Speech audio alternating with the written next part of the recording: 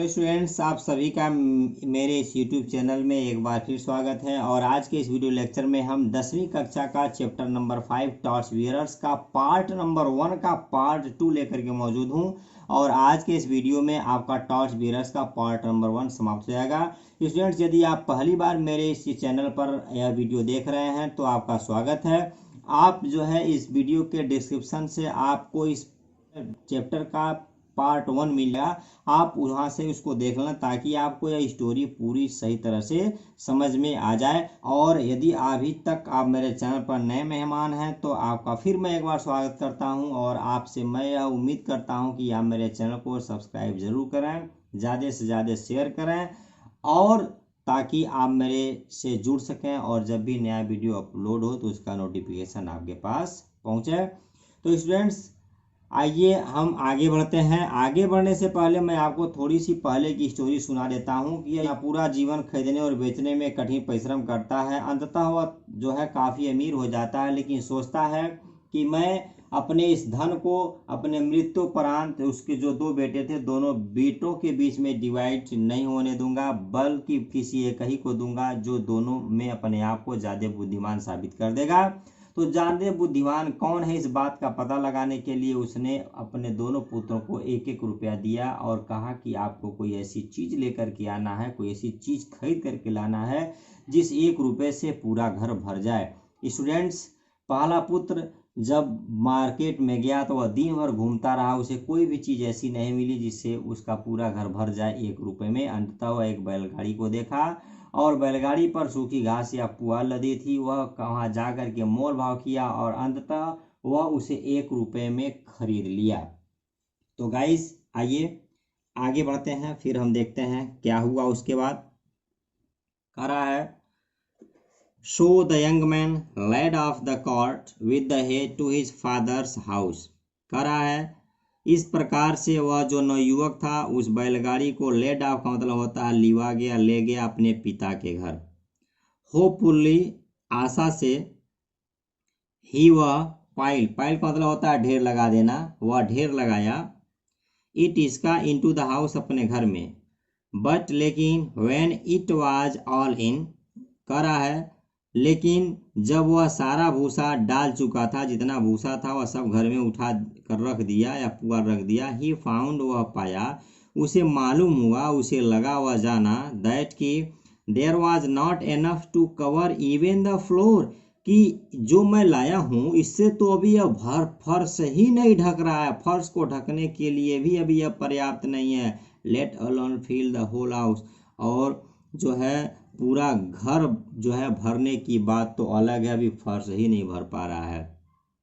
देखें क्या कहता है, when the second son went out, यह तो पहले पुत्र की बात थी कि पहला पुत्र क्या किया, मार्केट में गया, वहाँ क्या देखा, कुछ नहीं देखा। अंत में जब वह निराश होकर के सोचा कि अपनी उम्मीद त्याग देते हैं तो उसे एक बैलगाड़ी नजर आई जिसपे भूसा लदा हुआ था। वह उसे 1 रुपये में खरीद कर लाया घर में अपने, लेकिन केवल फर्श ही नहीं ढका, जबकि उसके पिता ने पूरे घर को भरने की बात कही थी।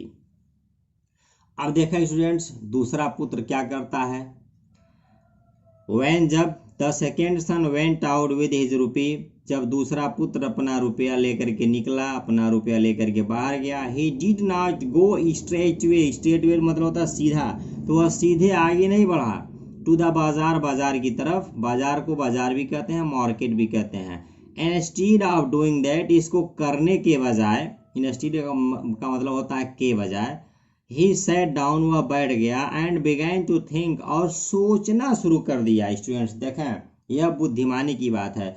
कह रहा है कि जब दूसरा पुत्र अपना रुपया लेकर बाहर निकला तो वह सीधा बाजार को न जा करके जो है कहीं जा करके चुपचाप एक स्थान पर बैठ करके वह सोचने लगा कि आखिर मैं खरीदूं क्या, आखिर मेरे पिता ने 1 रुपये में कोई चीज खरीदने के लिए क्यों कहा है।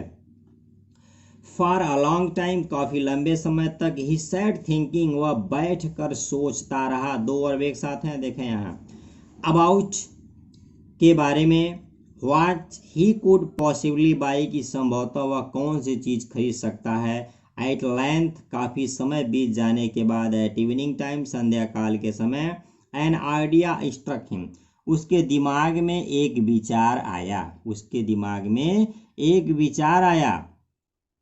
काफी बहुत देर बाद शाम के समय में उसने एक विचार आया, उसके दिमाग में एक युक्ति सोची।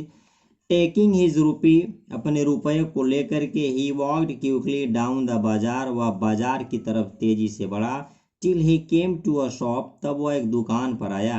वेयर कैंडल्स वर सोल्ड, जहां मोमबत्तियां बेची जा रही थीं। ही स्पेंड हिज रूपी ऑन कैंडल्स, कैंडल्स मीन्स होता है मोमबत्ती, स्पेंड खर्च या पास्ट हैप्पी टेंस। वह अपने रुपए को मोमबत्तियों पर खर्च किया, अर्थात उसने मोमबत्तियां खरीदा अपने रुपए से। और क्या हुआ फिर, करा he made his way back to his father's house, और मोमबत्तियों को खरीदने के बाद वह क्या किया, अपने पिता के घर की ओर रुख किया, वह अपने घर की ओर आगे बढ़ा। फिर देखें क्या हुआ, कह रहा है कि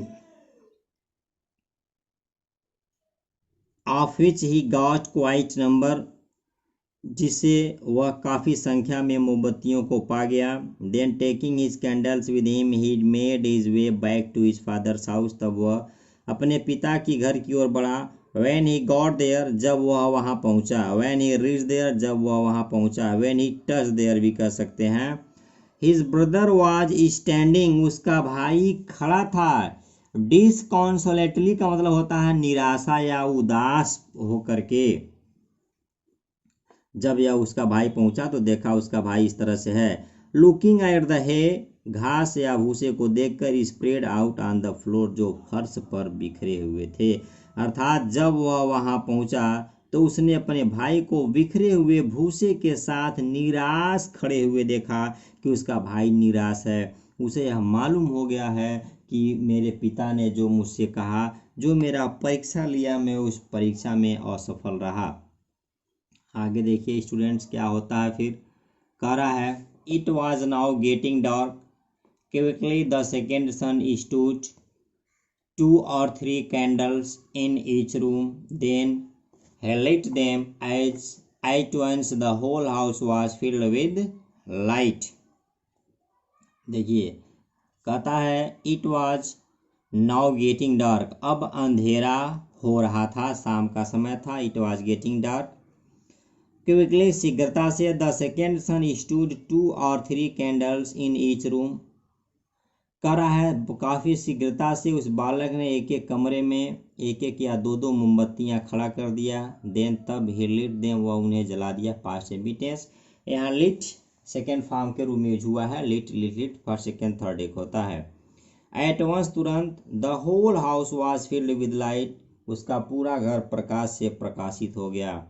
his father was very pleased with him, उसका पिता उससे बहुत प्रसन्न हुआ। एंड सेड, और कहा, माय सन, मेरे बेटे, you have shown the true wisdom, तुमने सच्ची बुद्धिमत्ता दिखाई है, तुमने वास्तव में अपनी सही बुद्धिमानी का परिचय दिया है। I am ready to hand over all my money to you, hand over मतलब होता है सौंपना। मैं अपनी सारी संपत्ति, मैं अपना सारा धन जो भी मेरे पास है, मैं आपको सौंपने के लिए तैयार हूँ।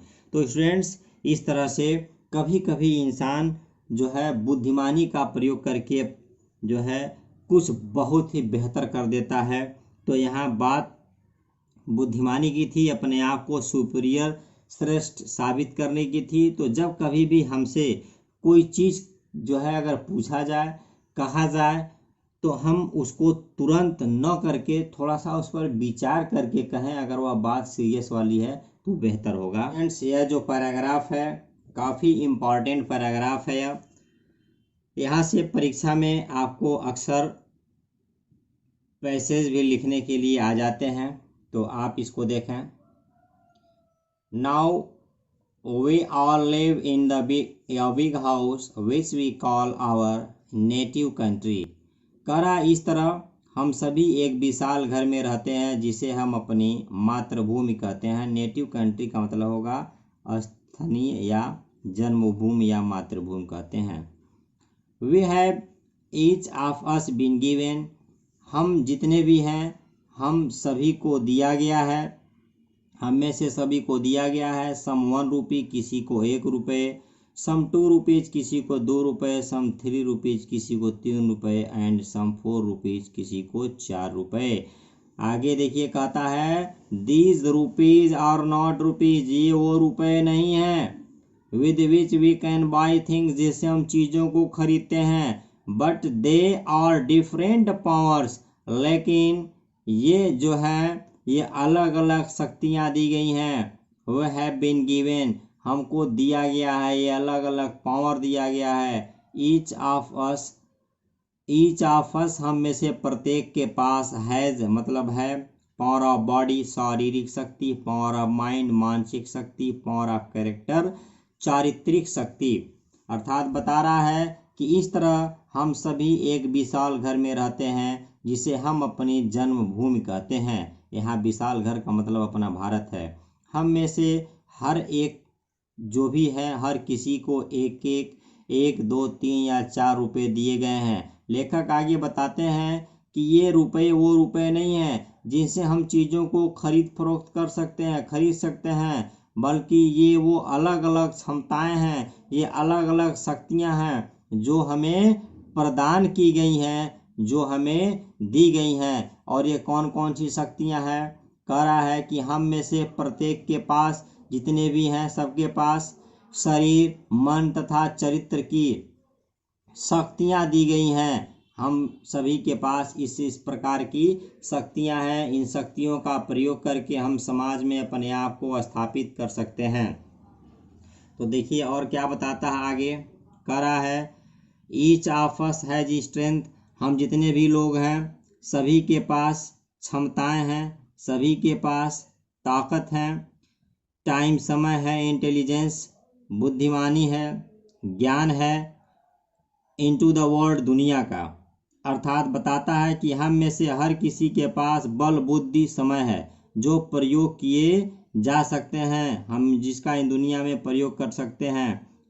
आगे बताता है कि वी आर टेस्टेड, हमारा परीक्षा लिया जाता है पैसिव वॉइस है, as to how we are going to use these talents which we possess मतलब होता है रखना, पास में होना।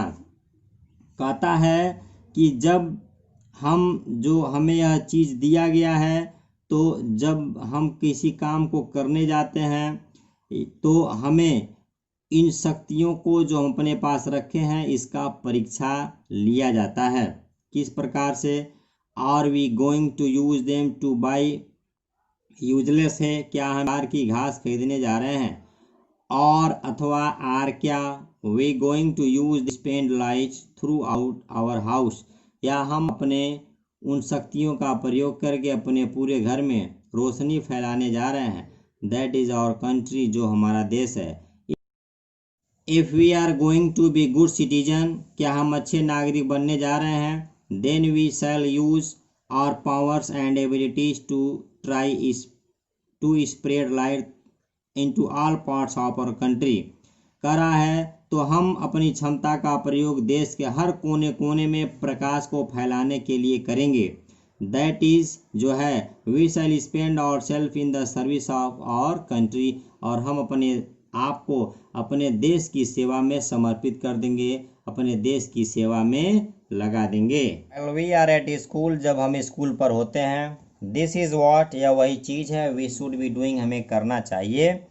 वी शुड बी ट्रेनिंग और सेल्फ इन सिटीजनशिप, हमें नागरिकता का प्रशिक्षण लेना चाहिए स्वयं। एंड और कल्टिवेटिंग, विकसित करना चाहिए द कैरेक्टरिस्टिक्स, विशेष गुण ऑफ गुड सिटीजन्स, अच्छे नागरिक का। इफ़ वी डू, अगर हम इसे करते हैं, देन तब व्हेन वी लीव स्कूल, जब हम स्कूल छोड़ेंगे, एंड होम और घर छोड़ेंगे, and go out into different parts of, और जब हम अपने देश के अलग अलग हिस्सों में अलग अलग भागों में जाएंगे, we shall be able to fill it with the light of good citizenship, तो हम अपने इस देश को, हम जहाँ रहते हैं अपनी इस मातृभूमि को अच्छी नागरिकता से भर देंगे। स्टूडेंट्स, कहने का तात्पर्य यहाँ यह है कि कह रहा है कि कोई भी देश अपनी तरक्की तब तक नहीं कर सकता जब तक कि उसके पास अच्छे नागरिक न हो।